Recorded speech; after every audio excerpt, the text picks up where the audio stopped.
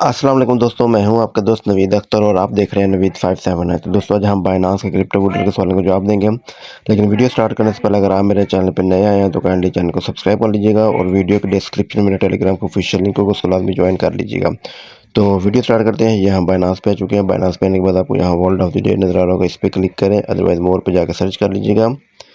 वोडल को ओपन करते हैं और देखते हैं आज हमको जो कितने लेटर का वर्ड मिलता है जो कि हमने सॉल्व करना है।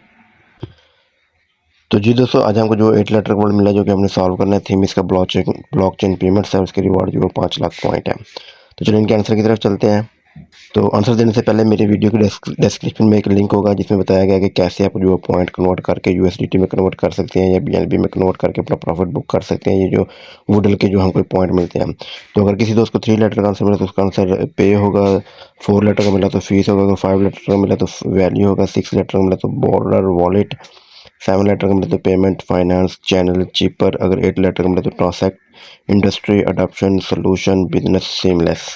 हमको जो है 8 लेटर का मिले, हम सबसे पहले ट्रांसैक्ट लिखेंगे। मैंने ट्रांसैक्ट लिखा, ट्रांसैक्ट लिख के एंटर प्रेस करते हैं, देखते हैं हमारा क्या आंसर आता है।